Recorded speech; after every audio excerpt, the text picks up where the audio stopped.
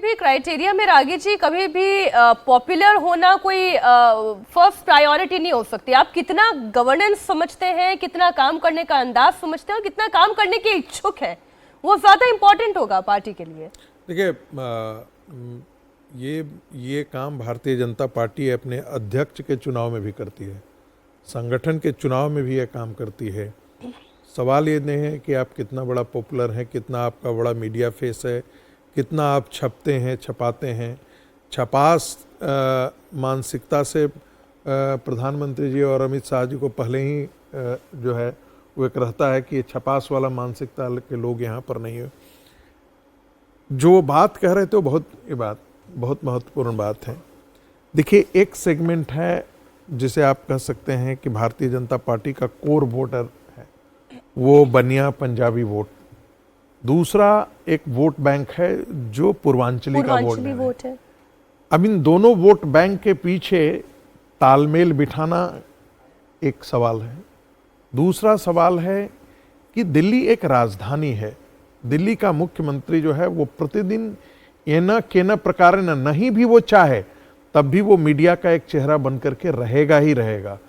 कुछ भी घटना घटती है दिल्ली के अंदर तो केंद्रीय नेतृत्व तो है ही, लेकिन साथ में जो है वो प्रादेशिक नेतृत्व का भी एक चेहरा उभर करके साथ आता है। चाहे वो जमुना की सफाई का मामला हो, चाहे वो स्कूलों का मामला हो, यूनिवर्सिटीज का मामला हो, चाहे वो जो है वो इंफ्रास्ट्रक्चर प्रदूषण हो, रोजगार का मामला हो, कृषि का मामला, कुछ भी मुद्दा होगा तो वो एक चेहरा बनता है। और दिल्ली में भारतीय जनता पार्टी जरूर चाहेगी कि एक ऐसा सोबर फेस हो जो पढ़े लिखे वर्ग में भी, प्रतिष्ठित वर्ग में भी जो है, पढ़े लिखे जो वर्ग है, मैं इस दृष्टि से कह रहा हूं कि जो पढ़ा लिखा शहरी मिडिल क्लास है उसको भी लगे कि नहीं ये चेहरा बहुत अच्छा है।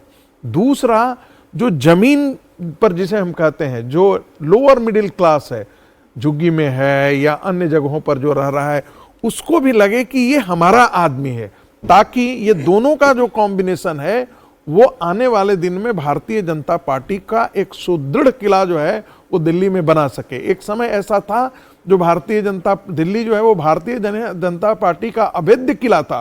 कहा जाता था कि पढ़े लिखे लोगों की ये शहर है और वो भारतीय जनता पार्टी के लिए ही वोट करती है।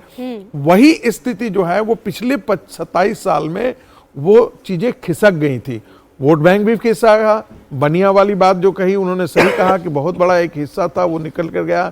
राष्ट्रीय स्वयंसेवक संघ के बहुत सारे ऐसे कमिटेड कार्यकर्ता भी थे जो लगा था कि उस समय शीला दीक्षित की जो सरकार है वो महा ही निकम्मी और भ्रष्ट है, उससे इतर एक नए राजनीति की दिशा उनको दिख रही थी। तो उसमें वो भाव में आकर के उनको लगा नहीं कि आदमी इतना फरेबी निकलेगा, वो भी वोट करने के लिए चले आए, वो भी साथ उनके साथ खड़े हुए। कई हमारे अपने स्वयंसेवक, आप रामनिवास गोयल की आप देखिए, वो हमारे शाखा के व्यक्ति होते थे, वो निकल करके चले गए, वो अध्यक्ष बने साथ में। मैं तो देखा हूं ये सब उनके साथ हम लोग साथ साथ शाखा लगाए हैं। वैसे सारे लोग भी जो है वो आम आदमी पार्टी के साथ गए। लेकिन इसी बीच में इतनी सारी घटनाएं घट गई कि आम आदमी का देश विरोधी चेहरा भी निकल करके आया, बालाकोट के मामले पर निकल करके आया, राम मंदिर मुद्दे के पर निकल करके आया, दिल्ली दंगों के समय जो है वो किस प्रकार से मुस्लिमों और वक्फ बोर्ड के पक्ष में बात।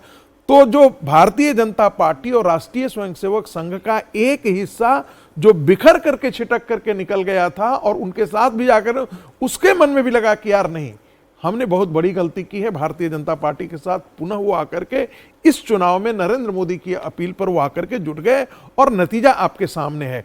तो इन सारी भावनाओं को ध्यान में रखते हुए एक दिल्ली एक विकसित राजधानी बनी। समय कम है, मुझे लगता है 5 साल का वक्त जो होता है कोई बहुत बड़ा वक्त नहीं होता है, कितनी जल्दी खिसक जाता है पता ही नहीं लगता। 1 साल हो गया।